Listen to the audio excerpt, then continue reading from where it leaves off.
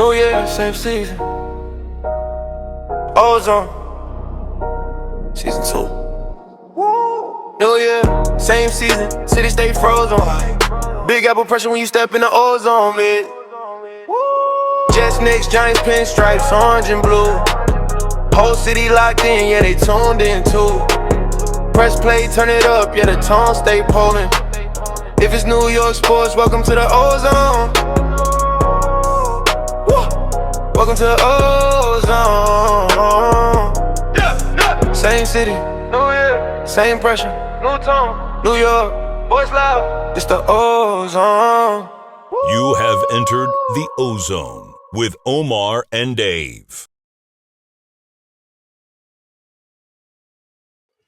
Let's go, baby. We are here, and you guys officially entered the ozone. This is your boy Omar. And I want to shout out, first of all, happy birthday. Tomorrow will be the birthday for my brother who passed, unfortunately, 4 years ago, January 25th, 2022. But we will not have a downtime. We're going to celebrate the life of Zig Fresh. That's why I'm donning the Atlanta Braves fitted. We got the sweater. This is the only time when I'm paying homage to my brothers, the only time you will ever see me rocking a fitted that's not affiliated with anything New York on this podcast. So it's only right that this show is going to open about talking about teams that have no affiliation to New York, as we know who's making the Super Bowl. And we got a good one. We got to discuss how these teams got here. The Patriots beat the Broncos. The Seahawks beat the Rams in a thriller. The table's been set. Now it's time to talk about it. It's time to get into the nooks and crannies of it. The Knicks right now, a little better from last week, but we need to talk about some potential trade rumors that's been lingering around in the news. Brian Cashman has woke up from his coma, but I think he might have went back to sleep. There's a lot to talk about, and I have to talk about it. Unfortunately, this time, I say this unfortunately because he's going to get a pass. He doesn't have to be humble because his team made the Super Bowl. And that's Super Producer Dave, brother. It's a new week. How we feeling? We back, baby. We back. Brother, it's been a miserable 7 years since the last time the Patriots were Cry me a river, bro. There are 7 kids. years? There are kids who have not seen a Patriots Super Bowl, and the fact that they get to experience this. Kids that are like 6 years old, 7 years old. They're kids.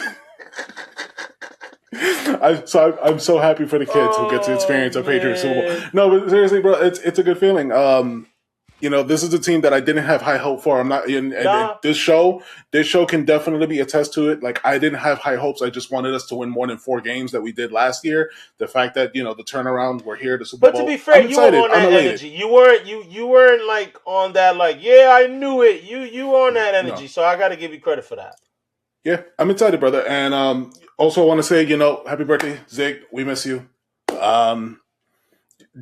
Around this time of the year, I always get these moments where, like, I just remember stuff with us, like, growing up, the funny things, how quick your brother was able to deliver stuff on the go, and there's just, the memories come flooding back every time around this time of year. Yeah, for sure. Well, brother, let's talk about these games. Talk about these games. And we're gonna start off with your boys. So, guys, let's get into it. This is Water Cooler Talk.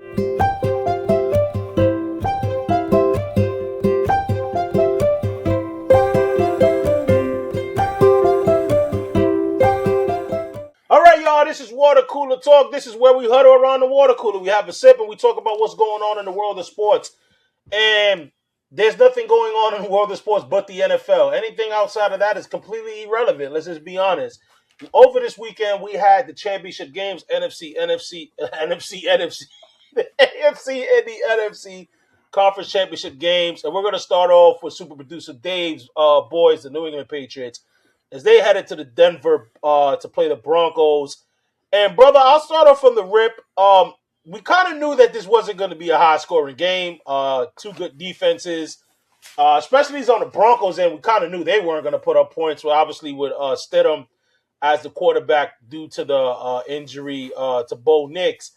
But the crazy part, one, about this game, bro, is for maybe 3.5 quarters, it was fine weather, and then all of a sudden a blizzard hits, and it's just like guys can't kick the ball. You can barely see it. CBS broadcast, they had to put up like the CGI, of the lines and the yards to show where the ball is.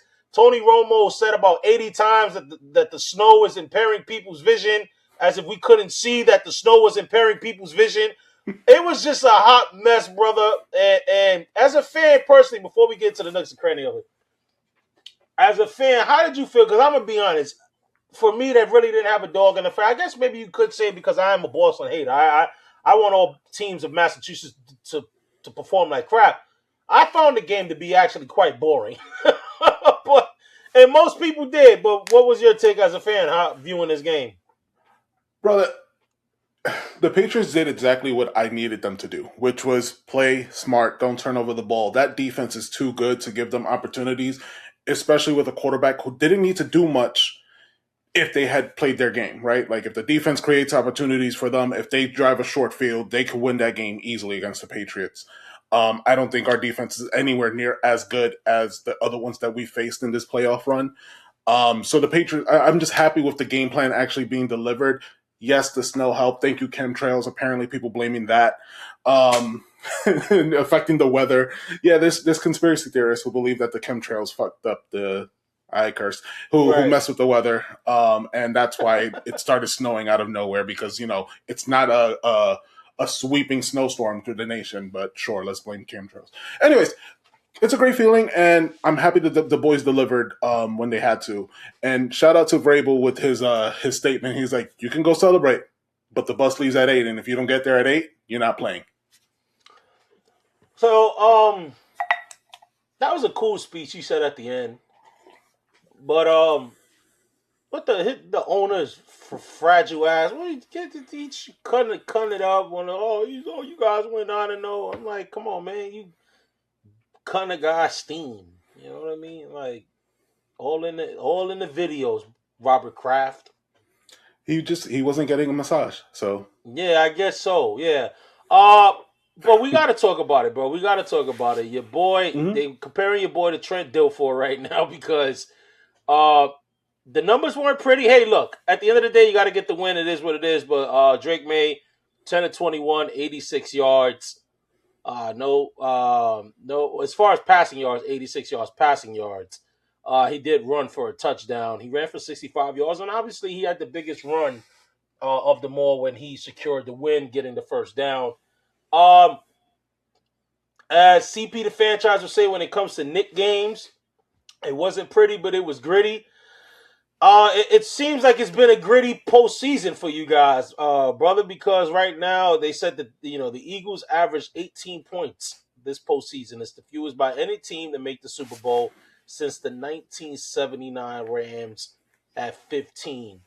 But you said it. Let's talk about this game, brother. At the end of the day, I think especially with a game like this, the offense is going to do well when you can short the field, and you guys were able to do that with the fumble, which they got the call right at the time. They wanted to call it intentional grounding. I thought that was the wrong call. It clearly was a backwards pass, so it should have been the fumble. You actually got robbed because y'all took it into the end zone. They blew the whistle, whatever. But you guys ended up scoring. But that was the one thing that Jarrett Stidham needed to stay away from, and that was turnover in the football, because you knew that your defense was going to be rock solid. Against this New England offense, and especially considering the weather conditions. So, and this is why it's a head scratcher to me with Sean Payton. You up 7-0, and you elect to go for it. What was it? Fourth and 3?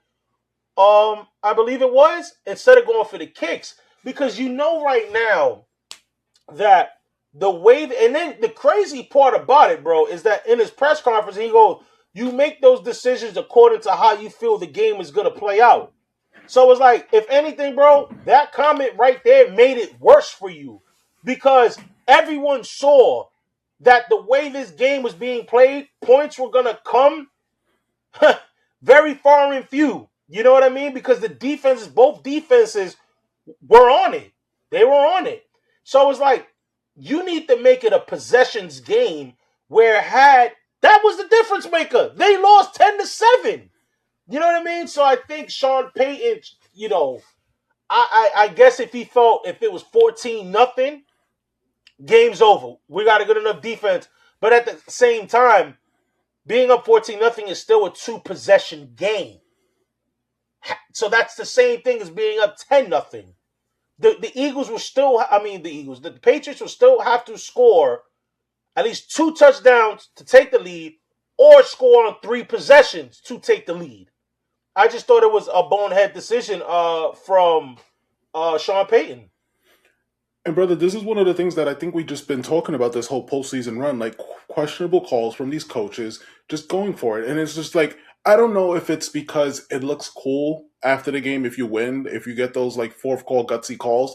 That may be the thing, and I think that's what I'm going to like hang my hat on because there's no other reason to leave points on the board. You don't see a Tom Coughlin do that. You don't see a Bill Belichick do that. You don't see Andy Reid do that. Not much. But those coaches, they know that points aren't easy to come by in this playoff run against these kind of teams. Now, I don't think our defense is anywhere as good as the Broncos or the Texans that we played. But I do think that you short your defense when you keep putting them out on the field.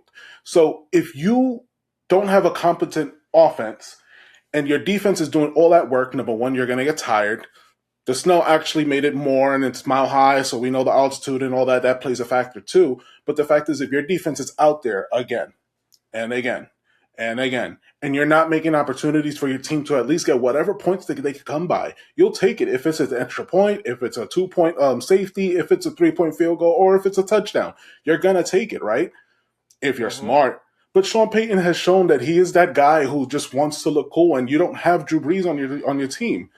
So you have to take the points. You know what's funny? Like, this is why, like, because my wife was like, "Oh, obviously you going for the Broncos." Oh, she was like, "Oh, when the Patriots won," she said, "Oh man, like I know you upset like the Broncos." I said, "No, I really don't give a damn that the Broncos lost. I really don't, because I don't like Sean Payton. I'm just a hater. I'm just a hater for Boston." So it's like, I'm like, that's what I could care less about Denver being out because you said it, brother. Like Sean Payton, even when he did TV for that brief period when he left New Orleans, he always felt like he's trying to be the smartest guy in the room. He's trying to outsmart people. You know what I mean? And it's like, that's what you get, you jackass. Like, you try to be greedy. You had an opportunity to go up 2 possessions with your backup quarterback, and your defense is playing phenomenal, and that's what happened. That ended up being a difference maker, and that's good for your ass. But brother, yeah. I want to troll a little bit. Go for it. Because they're coming at your boys. Okay. That this is the most cakewalk Super Bowl route. I just want to highlight things real fast. So this is from Brett James. I want to show Brett James. So he's not from anywhere, but he's got a good following. He's a Jaguar fan. His bio says delusional Jags and Trevor Lawrence fan. All my takes are perfect. So, okay, whatever that means. But he highlighted a few things. He said the Patriots' path to the Super Bowl. They beat the Dolphins twice, which was 7-10. They beat the Panthers, that was 8-9. The Saints, that was 6-11. Titans, that was 3-14. The Bills, 12-5. Then the Browns, which was 5-12. Falcons, 8-9. Buccaneers, 8-9. The Jets, who were 3-14. The Bengals, who was 6-11. The Giants, who was 4-13. The Ravens, that was 8-9. You played Justin Herbert, C.J. Stroud, and Jarrett Stidham. Shut this man up, Dave. Because they saying y'all got the easiest path to the Super Bowl. I'll say this. Did we make the schedule?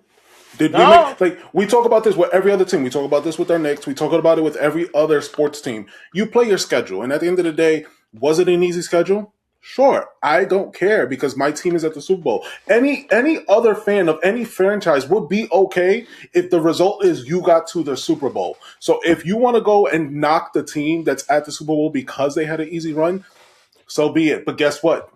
You have to wait another year to watch your team to try to make the chance. Now, I had something to say about that as well, and I tweeted this when I saw that people were talking about this. First, Daniel Rotman had said that the Patriots are the first team in NFL history to beat top 5 total defenses in the playoffs. I did see Chargers ranked number 5, Houston ranked number 1, Denver Broncos number 2, and I followed up with that and say you play your schedule. The defenses were undoubtedly tough, but I'll always say this about this playoff run. The offenses the Patriots faced may have made it easier for them. We can't fault the Patriots for that, but you have to put that into perspective. So, yes, if you want to say it was a cakewalk, I will agree with that. It has been a cakewalk. Right. And unfortunately, for fans who do not like the Patriots, you're gonna find anything to hate on the Patriots if you already hate the Patriots.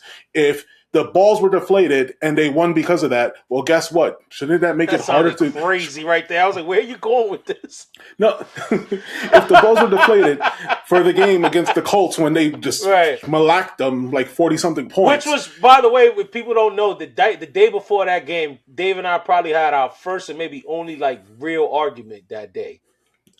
You want to share? That was Andrew Luck. Because that was Luck's third year or second year? I had to be like his third, because I remember my argument was he got better every year. He got further and further and further every year. And I just felt like you kind of disrespected Andrew Luck. And I'm like, bro, this guy is a beast. He's getting further and further. Obviously, long story short, Patriots whipped their ass.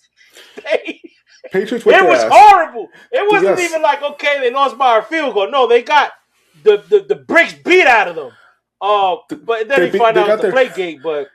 Yes, so they blamed Deflategate, but they ran for over 200 yards. I didn't know deflated footballs help you. I don't know. Look, but if you will find something, if you don't like this team, you're always going to harp on that. You're going to find something to just always be like, that's the knock I have against it. If it's the undefeated season. I'm going to tell you why people dislike it. Because since 2016, outside of 2021... From 2016 to now, because apparently 2016 is a big thing now. We're always referencing 2016. So 10 years, right? Outside of 2021, when the Bengals made the Super Bowl, the AFC has been represented by the Chiefs and the Patriots. That's why people are upset too. Because we finally got the Chiefs out. People celebrated the Chiefs not making the playoffs. It's like, oh wait, just to get back the New England Patriots. That's why. I get it, but at the end of the day, every team has that opportunity. Every team has that opportunity. Josh Allen had that opportunity. Lamar Jackson had that opportunity. Like, these players who are there, like, they just happen to choke. They just do. Or their teams choke. If we don't want to put all the blame on the quarterback. Because we do it when, for certain quarterbacks, we won't blame them. But when it's, the favorites, we won't say that it's not their fault. Yeah, I'm getting sidetracked. And I know he listens to this. My boy T from work, right? Him and my boss, they always arguing about Josh Allen, Pat Mahomes, right? So my boy T, he always likes to bring up the comparison of Pat Mahomes and Tom Brady. And this is why, and I'm only mentioning it because you said this. Sometimes we know it's not the team. We know it's not always solely on the player why you lose and win. It's a team game. But at the same time, the quarterbacks get all the credit when they win, and they should get all the credit when they lose. So, his argument, he always tries to be methodical when he brings up his debate between Mahomes and Brady. He always puts up their first 13 years or whatever years, So Pat Mahomes played 13 years, he'll put that. And I go, brother, the debate, there is no debate. This is, it's unlike LeBron and Jordan, where that's all subjective. We've never seen them play against each other. So we could just go off what we've seen, the stats, and then reference that. We've seen Tom Brady beat Pat Mahomes in the two biggest games. Now, his argument is, but they have a 500 record against each other. Yeah, but we saw when it matters who won. And, you know what I mean? He doesn't have that same grace for when it comes for Allen, because Allen actually has, I think, a perfect record against Mahomes during the season, but not in the playoffs. So it's like, so you can't you know what I'm saying? But you're right. I know, and I agree with you, because you can't do that. You can't do tit for tat for one argument, but the next, it shows favoritism. You know what I'm saying? So when they talk about, because and this is all relevant to what we're talking about, because the conversation, you see the jokes, which I love because I'm a Dallas hater. You're seeing you're seeing Drake May have more wins, more playoff wins than Dak Prescott. You know what I mean, as in other quarterbacks. And look, bro, at the end of the day, the Patriots had a dynasty, rebuilt, and went back to the Super Bowl, while teams like mine are still in the rebuild since 2012. So it's like, bro, hey, look, man, congrats to the Patriots. I want you guys to lose, but congrats to the Patriots. I will say this, brother, before we move on to the NFC, and I'll let you get final word also on this. This, obviously I was young. I don't think you said, I don't know if you were following football at that time, but I do remember watching this particular Super Bowl. This does feel more like the Bledsoe-led Patriots when they played the Packers, as opposed to a Tom Brady-led Patriots. No one thinks you guys are winning outside of Patriot fans. And that wasn't the case with Tom. You guys were always the favorite. Yeah, there were some Super Bowls where other teams were a little bit closer. I know the second time you guys played us, we were a little hot, so there were some people who actually thought the Giants could beat you guys. But for the most part, you guys have always been the favorites. Obviously, that is not going to be the case this Super Bowl. Brother, I see the comparisons, and they're like, this is probably the weakest quarterback play going into this Super Bowl, or probably, and as far as for one team, and I'm just like, the 06 Bears would like a word, the Trent Dilfers of the world would like a word. These are guys who are backed up by strong defense. Now, don't get me wrong, I truly believe that. That's not. Yeah, I gotta give you that. I truly believe Drake May is a lot more talented than Rex Grossman. And that was my point where I was getting to. Drake May, I feel like, is a better player than both of them. Now, I've said it since the beginning, since we signed him. Stephon Diggs is not our true number one. He just happens to be the best receiver on that lineup.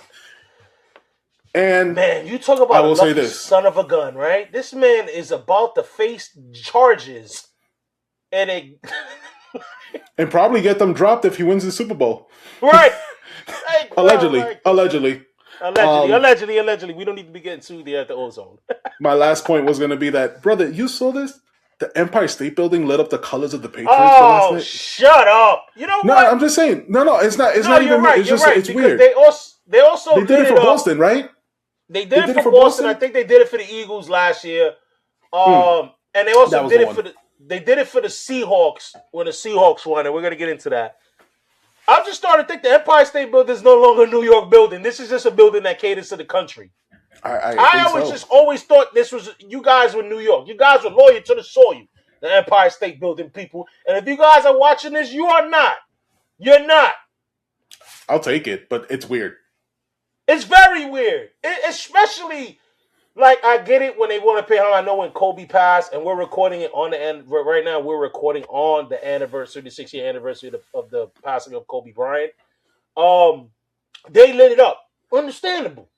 But, yo, you can't be lighting up the ops in our city. It's rivalry teams. That's why I find it weird. Like, you want to do the Seahawks? Bro, New England, Philly. You cannot put those teams. Didn't they do something for the Celtics, too? I don't know. It wouldn't pass me if they did it for the Eagles. I'm pretty sure they've done it for the Celtics. Like, it's ridiculous. I don't know who's in control of them operations, but they need to get fired. But brother, let's move on. You done? Because I want to give you the final word. Are you finished with your conversation? All right. I'm done. See me in 2 weeks. I'll tell you this. You got the best of both worlds, man. You got not only your team playing. The crazy part is, are you going to be able to enjoy this? You know what? Pin that. Because I want to save stuff for our Super Bowl preview show that we will have. Because I don't want to act. That's a question I can ask you there for that episode. All right. So let's talk about the NFC. Because this game, however, was the complete opposite of what we've seen in the AFC. The AFC was really defense, a lot of slow up. This game was telling. This game mirrored their first two appearances in the season. The Rams dropped to the Seahawks, 31-27. Brother, this was a back and forth game, and I'm gonna pinpoint two plays. Obviously, the muff punt by LA was big. because you kind of knew that the way this game was going, whoever had ball last was probably going to win. It was going back and forth. And that muff punt was basically, it always gave Seattle that 2-possession lead. Whether, you know what I mean? It just always gave them that breathing room. Because LA was attacking them every time, every opportunity that they could. See, Seattle would score. The Rams would follow up right there. And there was big time performance, man. First of all, I want to say this. Shout out to Sam Darnold. Unbelievable game.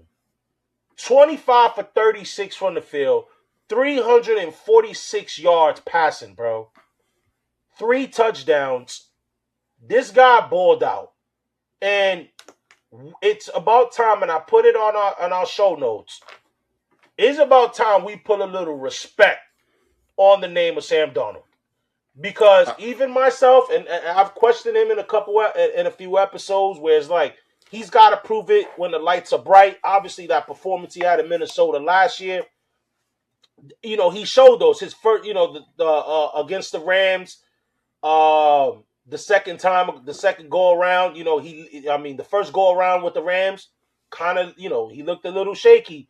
But in the biggest game right now of his career at this point, because obviously 2 weeks from now will be, but the biggest game in his career at this point, he showed out. And mind you, this guy's playing hurt. He's playing with a hurt oblique. So, for him to do that, and then, shout out to Kenneth Walker. He did his thing running the ball. And then, obviously, Smith-Njigba, number one. He's a number one for a reason. 10 catches for 153 yards, a touchdown. This team is good. But, man, the Rams showed up, too. Matthew Stafford, 22 for 35, 374 yards, 3 touchdowns himself. Puka Nacua, 9 catches for 165 yards. Devontae Adams, man, I feel bad for Devontae Adams, bro. 0-5 at NFC Championship games. 4 catches, 89 yards, a touchdown. Kyron Williams, he had a touchdown.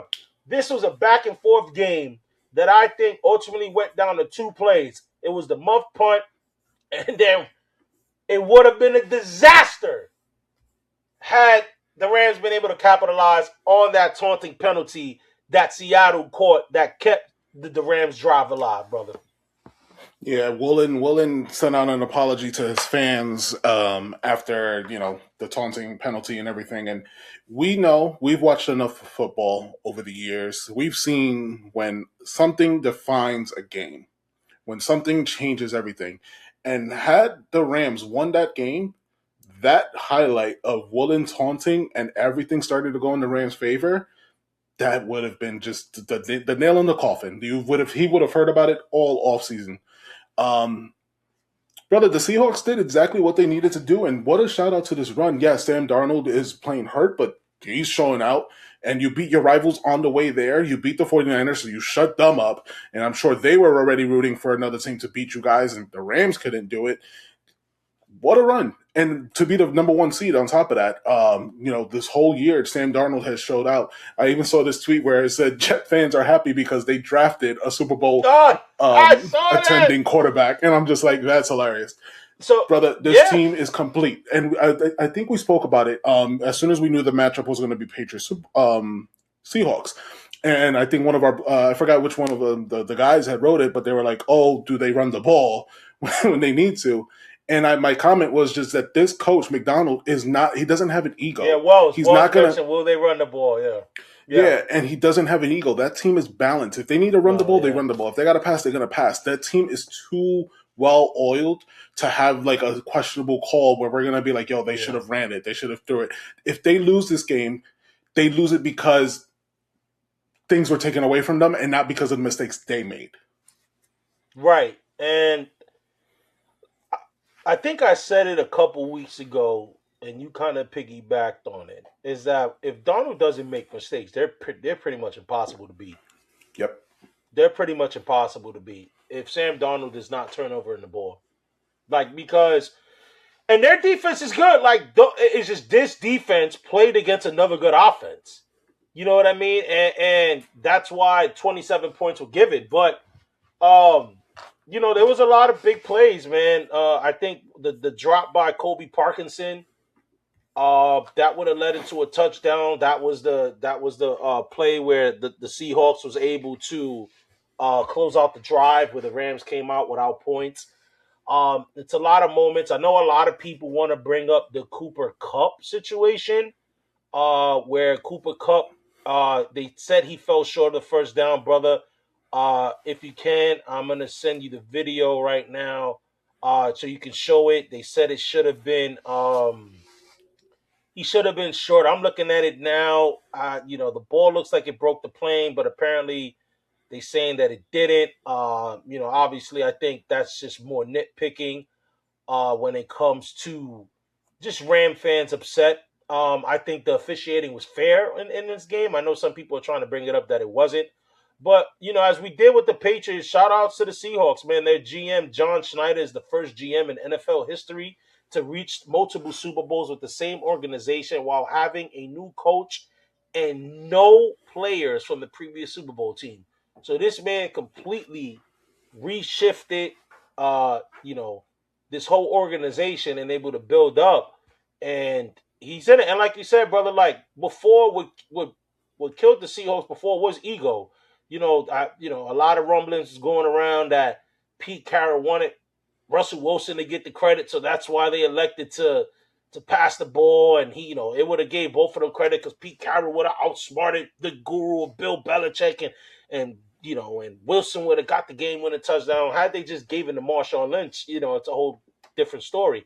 But this is two different teams now. This is two completely different style of teams. And we'll get to the matchups and everything, guys, when we get to our Super Bowl preview show. We will do that. But shout outs to the Seahawks, man. And we talked about Drake May having more wins than certain quarterbacks in this league. Sam Darnold made the Super Bowl before Josh Allen, Lamar Jackson, Justin Herbert, Dak Prescott, Baker Mayfield, and Trevor Lawrence. Who would have thought in that draft, with Allen, with Lamar, with Baker, Sam Darnold would be the one to get a Super Bowl appearance? And this is not like, a Super Bowl run where he was carried. He's leading the charge. So nothing can be taken from him. But I want to know how Jet fans should feel, brother. Guys, Jet fans, I know you guys are listening. Let us know in the comments below. What do you think? I'm going to be honest. From what I've seen, it seems like a lot of Jet fans are more happy for Sam Darnold than they are, because they try to compare it to the Saquon Barkley thing. And I think that's orange and apples. Like that, because Saquon, first of all, we did Saquon dirty and we let him go to the ops and he won the Super Bowl. Darnold went to other teams after leaving the Jets. So if anything, I think the team that should be getting roasted is the team you've been roasted, brother, for the last couple of weeks. And that's the Minnesota Vikings. Because they're the ones that had him. Actually, what did he win? 14 games with them last year or something like that? He won with them. Obviously, he had a poor playoff performance, but you thought J.J. McCarthy was going to be a better option. And now Homeboy's in the Super Bowl, and Justin Jefferson got a lot of people that drafted him in fantasy not even in the playoffs because of J.J. McCarthy.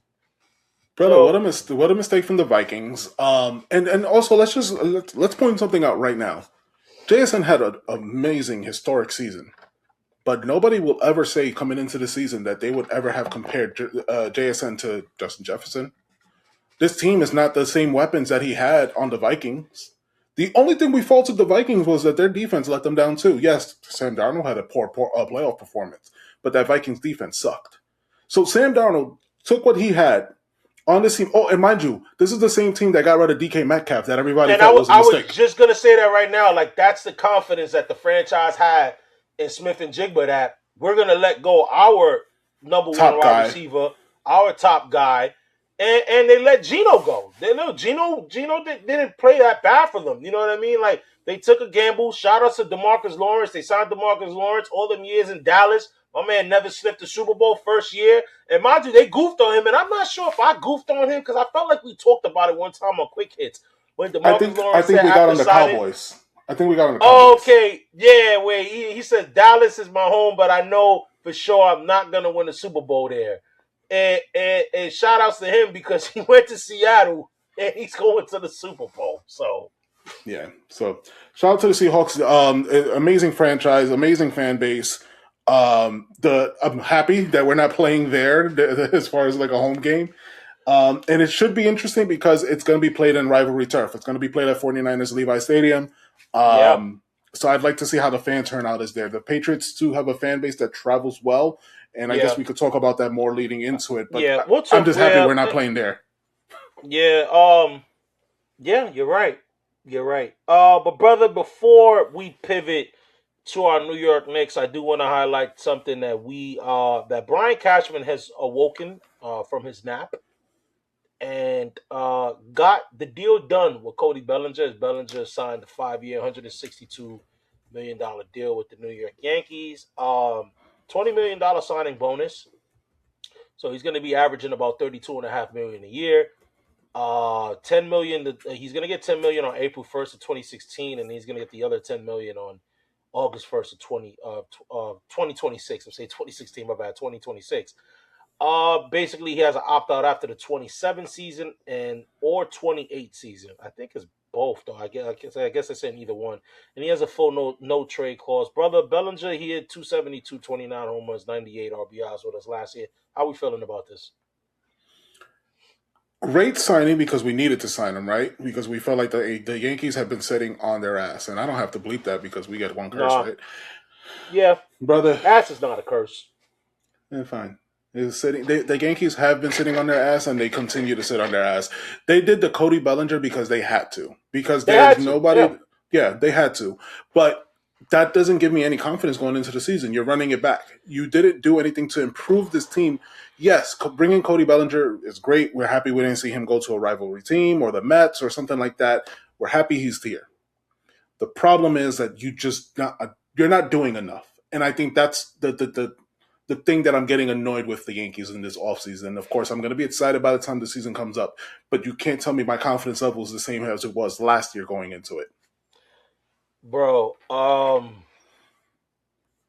you're right. Like, you nailed everything on the head. Is like, this was something that we needed to do. This was like, it had to get done. Like, we haven't done anything. Shout outs to the Mets. We made a video because the news of Peralta being traded to the Mets happened after Dave and I recorded. The Mets made moves, man. The Mets made moves. Teams are getting better. Boston's gotten better. Toronto, they've made moves. And this Yankee team is running it back, and they want us to they're kind of, hey, I'm going to go a little political here. They're kind of running this operations like the federal government. We're seeing with our own two eyes what we're seeing, yet you're telling us to see something else. And that's exactly what the Yankees are doing. The Yankees want us to forget that we just did not see the Yankees get their ass kicked by the Blue Jays all season, not to mention the playoffs. If it wasn't for the heroic efforts of Aaron Judge in Game 3, we are getting swept by the Blue Jays. The Blue Jays kicked our ass all season. Yet you want us to have this belief that we are one of the best teams in the American League. Yet all these guys that we're rumored to be getting are going to other teams. Peralta went to the Mets. We were linked to Mackenzie Gore. Mackenzie Gore now goes to Texas. Like, you hear that, that the Yankees inquired. The Yankees are inquiring, but they're not doing anything. And I'm going to be honest, like, this is probably the least excited I'm going to be going into a season. I'll be honest. And I just don't like it. I think Brian Cashman woke up for a split second. Okay, we got the deal done. Boom, boom, went right back to sleep. That's what he did. But brother, a team that's kind of woke up from last week. Finally. But let's talk about it, man. That's our New York Knicks. Let's talk about it, y'all. This is This Week in Knicks. This Week in Knicks. All right, y'all. This is This Week in Knicks. This is where we cover our New York Knickerbockers. And that, you know what? It happened again, brother. It happened again. We recorded Monday morning of MLK. And I had said, we lose to Dallas. Because I didn't want to project a win. Because I did that against Sacramento and we got blown out. And then I'm watching this Dallas game. And I go, thank the good heavens that I didn't say that was going to be a win. And I said there will be some real problems had we lost that game, and we did. They came with no energy, no effort, no nothing. But they bounced back and they beat Brooklyn by 54 points the next day. And then it was a tough, gritty win against the Sixers. But you know what, brother? I don't even want to talk about the wins. I just want to talk about the team in general. And you're hearing a lot of buzz of guys. You know, you heard Josh Hart talk about it, and I think people blown his comments out of proportion. I think, you know, they said, "Oh, we don't want to hear about Cat's touches. We want to hear about the blocks." And I think he's not saying that. I don't think he meant that literal. I think he means he wants the media to talk about the blocks, the defensive efforts of Cat, meaning that. I don't think he's talking about Cat saying, "I want the touches and this and this and that." Look, man, they had a players meeting. It was reported after the Dallas loss. Josh Hart kind of said no, it was just a regular talk. There was no players meeting. Obviously, something was said because a lot has happened since. From the Dallas game, Mike Brown has shortened his rotation. He's shortened the rotation. Jordan Clarkson officially out of rotation. Jordan Clarkson played like 3 minutes in the Dallas game. I could check, but he played like 3 minutes in the Dallas game. He got in the Brooklyn game when the game was already over. He didn't play in the Philly game. Yeah, Clarkson played 2 minutes in the Dallas game. He didn't play in Philly, and you can tell Mike Brown has kind of went to Tibbs. He's kind of went the Tibbs route now, where he's playing pretty much consistently off the bench. Mitch, Shamit, and Deuce, and it's telling because those were the two guys, especially Yabusele Clarkson, that we looked at as guys that was gonna help this team. I get it. Tyler Kolek hasn't played well within this stretch, but the Knicks got some soul searching, man. They really do. Yeah, they do, and I think they're still searching for that consistency in this lineup. They're looking for consistency in their play. This team is not gelling, and there's something definitely going on in the background, and I don't want to bring it as much as a rumor as of what our eyes can see, what the eyeball test tells you, and that's literally this team is not functioning well together. They're still trying to find out which lineup works best for this team, and you said it. They're going back to the Tibbs lineup. Let's shorten it, let's shorten the rotation. Let's put more minutes on these guys. And right now, what the Knicks are having troubles with if their flexibility and being able to adjust in these games, and then also their identity. Who are the Knicks at this point? And I say that because in December we had we had the idea of what the Knicks were, and from that moment, it's completely changed. And I don't know what exactly happened in that locker room. You could blame it on so many different things. You could be like me and be like, well, the NBA Cup did. No, that's not even it. It's more so there's something in this team that's not working. Maybe a trade needs to happen. Yeah. Maybe there's like the players have to talk, and I'm not saying they don't. I'm saying pick the coaches out in the locker room and you guys just hash it out, whatever it is, because it seems like something's not working on this team. Yeah. They have to play better. And luckily, yes, like I said it last week, the All-Star game is coming up. There's a chance for guys to rest, reset. Not much, because I don't like how they did the rest time between the All-Star game and the next games. The guys who make the game really don't get much time. Right, because they get like, a day, 2 days maybe? Well, they used to, but then LeBron started complaining, so they get at least 3 or 4 days, if that, because I think the season resumes that Thursday. So they usually, for the most part, get 3 days, because it's not really a break to the guys that make it, because they're doing all these, these appearances for their brands and that sort of stuff. But you're right. This team needs something. Now you're hearing the big rumors. It came out today as of this recording that the rumors are Rich Paul's reportedly trying to work and represent Giannis with the pitch that he can get the star to his preferred destination. That's according to True Hoops. You're hearing from I forgot, man. I want to say his name, Spears from ESPN. He kind of said that Giannis, Marcus Spears.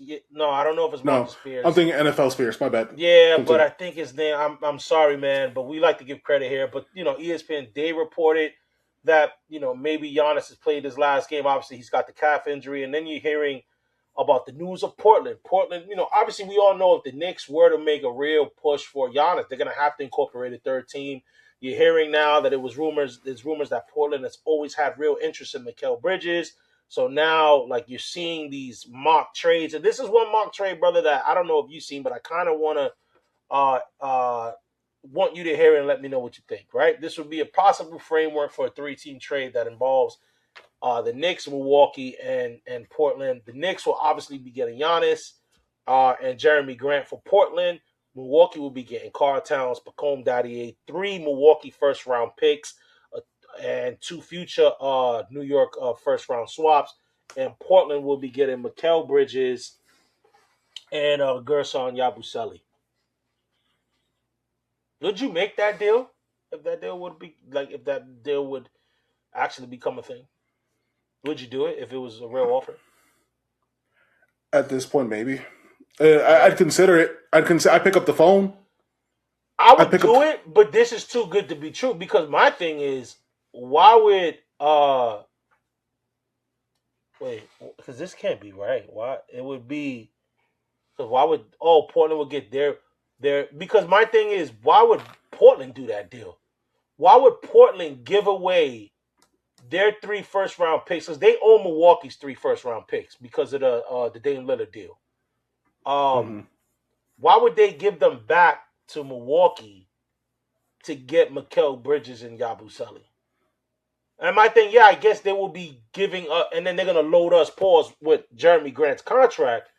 But why would you offload all that for Bridges? I don't understand. That, honestly, I think a deal like that would be perfect for the Knicks, I'll be honest. Because you're not giving away like a douche. You're not giving away Josh Hart. Like, okay, you're giving away Bridges, but you kind of get Jeremy Grant. You can pair Giannis. You can put Giannis there, and then you can start Deuce. You know what I mean? And have Jeremy Grant. I actually think that's a perfect scenario for the Knicks. If you did, I would do that deal in a heartbeat. To be honest, I would even do it now, knowing Giannis is hurt. I would do that deal now, to be honest. But I'll tell you this, brother. I'm not even looking that far because, like I said, I don't think those deals are going to happen right now in the deadline. I'm looking at realistic kind of players. And you're hearing that the Knicks are looking to make moves. They're interested in Najee Marshall. I think that's done now because now you hear that Dallas is unwilling to listen to any trade approaches for Najee Marshall unless it includes a first-round pick. And Najee Marshall's been playing really well. He's a very good player. I think he would suit the Knicks really well. But what do you mean first-round pick? I'll give you a protected first-round pick. But if you want a first-round pick clean for Najee Marshall, I'm sorry. I'm going somewhere else. You're also hearing Jeremy Sohan from San Antonio. I wouldn't mind Jeremy Sohan. I think he can bring that energy. You're hearing that maybe the Spurs might be willing to take Yabusele because of the relationship he has with Wemby. And then this is my favorite, brother. This is Jose Alvarado and Yeps. I'm botching his first name. And Missy, the center from New Orleans. Both of them. Man, if the Knicks can swing that, if Leon Rose can swing that, and you bring both those guys, that's a no-brainer. Because now you get the insurance at the center position. You know what I mean? Or especially in games where you're resting Mitch, or if Cat gets into foul trouble, like in the Philly game where Cat fouled out, only played 16 minutes, he fouled out. And then, you know what I mean? And then really, you got to play Huck because Mitch is your only really reliable center. You got to play Huck as a backup. But then Jose Alvarado, because one thing I'm looking at, brother, I'm looking at the ops. I always look at the ops. I'm looking at a lot of Piston games. I'm looking at a lot of Celtics games. And one thing, and you see it when they play the Knicks. Philly's done it. Everybody's doing it. They are full court pressing the Knicks. And it is pivotal that the Knicks get another ball handler that can come off the bench. I love Tyler Kolek, but he's just not that guy right now. Jose Alvarado will be perfect with a Missy. That would be perfect for the New York Knicks. I agree.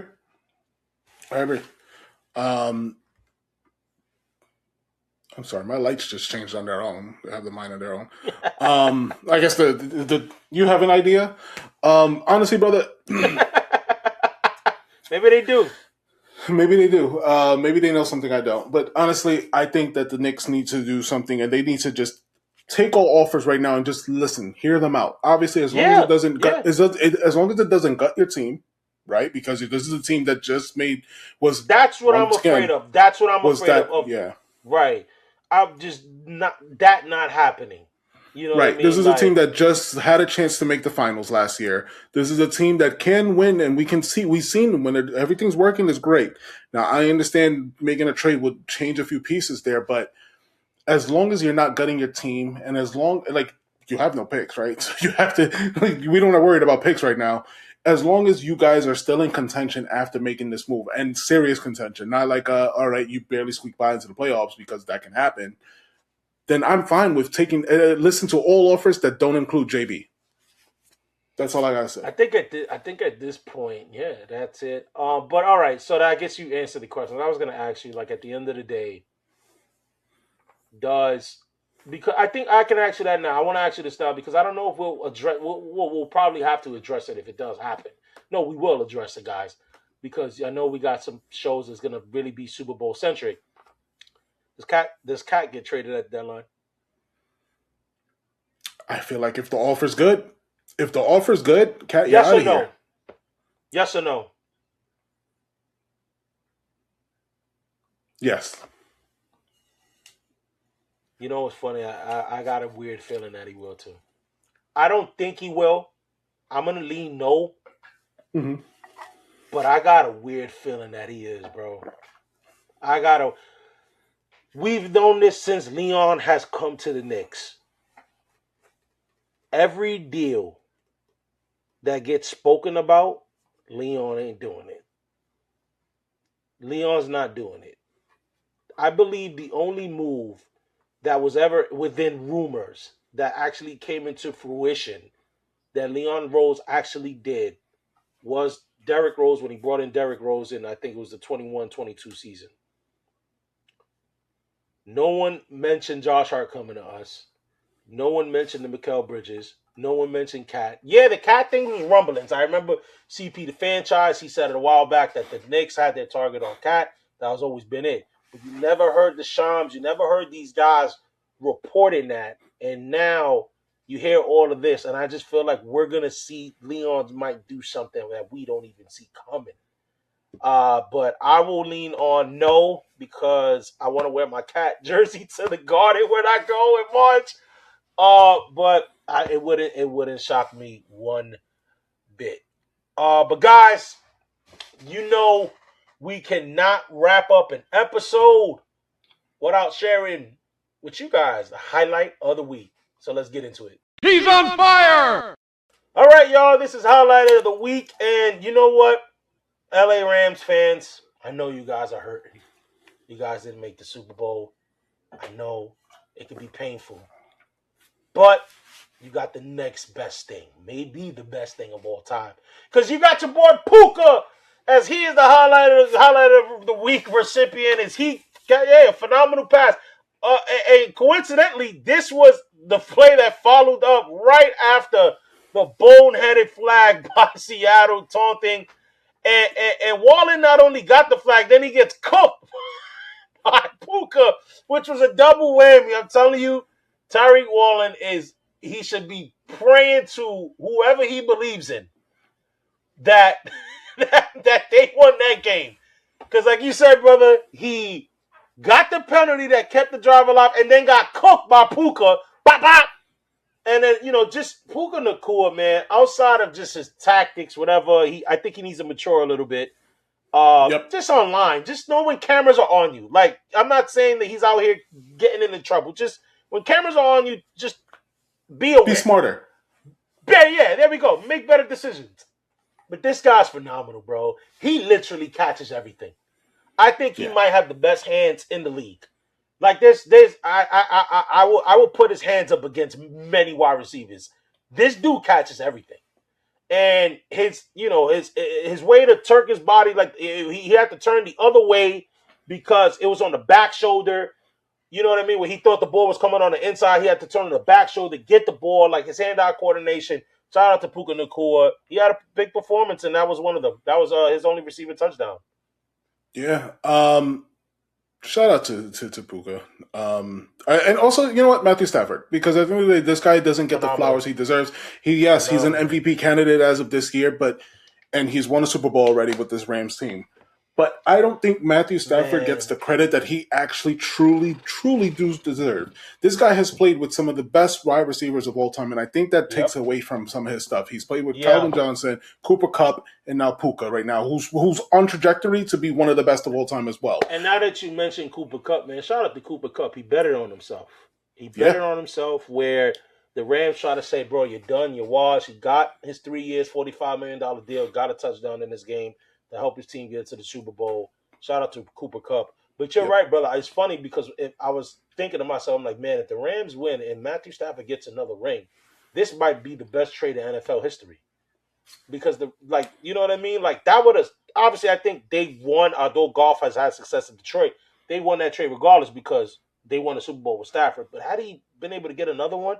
And just to think, brother, Stafford – was almost linked to the Giants because it seemed like the Rams might have been done with him. He had the bad back, which he never missed the game due to that, and he was a couple plays away from making the Super Bowl. And I think he instantly, if he wants to you guys, he would have instantly make you guys better. Yeah, but then we maybe don't get dark. So I guess there's the whole butterfly effect. But guys, you let us know in the comments below. What did you think of the two conference games? Do you think New England had the easiest path? Do you even care that they had the easiest path? And what do you guys think about the Super Bowl? But we're not done, brother. We're not done this week as we got a brand new episode this Friday because we got to preview the Royal Rumble that's in Blood Money, Saudi Arabia. We got to talk about the Rumble. There's a lot to talk about. I cannot wait to talk about wrestling. We might have a guest. Super producer Dave is working on it. But we got a lot to talk about when it comes to wrestling. We have to talk about who do we think is going to win the Royal Rumble. We have to talk about this stadium. This stadium that was built in 20 days. Let's put it like that, guys. This is going to be, what do they call this? A cliffhanger. I don't know if Saudi Arabia does permits and OSHA permits. Dude, this is gonna be crazy. Well, we're talking about it all. Yeah. Apparently, there's labor. There's labor that's not supposedly, It won't get away here. It won't get away here. At least not in this century. Not in this century. Not get away here. We're gonna talk about it this Friday, 5 p.m. As we got the Royal Rumble preview show. So for all our wrestling fans, I know that you guys have been waiting for us to talk heavy wrestling. That will be a wrestling-only show as we're going to be breaking down. We're also going to be talking about the narcissist Triple H because he's done it again. We're talking about it all on Friday. But guys, I want to say one quick thing, brother. Before go ahead, brother. I'll let you wrap up. You say the closing because you know what? Your boys are in because, hey, you know what? Your boys are in. Close us out, brother. Honestly, I wanted to give my flowers, and I think we're going to have way more time to talk about it in this Royal Rumble show. I want to give my flowers to AJ Styles, the phenomenal one. Man, that Nakamura match, oof, just as good as a 26-minute match, or on par. And I want to say right now he's putting on a good match right now with CM Punk. I have been looking over, if you've been looking at me at this episode, anyone, and hopefully we're going to get another banger in the Royal Rumble. So I just wanted to, before we have the chance to, and we probably will go in more depth, during the Royal Rumble preview show, AJ Styles, your flowers, you deserve them. What an incredible wrestler. But brother, we're not done this week, so we're coming back. We're bringing it back to the guys and the ladies, the gentlemen, the brother. It's not super producer. I got you. It's not me. We see you guys on Friday where we deliver the fire. Peace. I will never close out the show now. If it's New York sports, welcome to the ozone. Welcome to the ozone.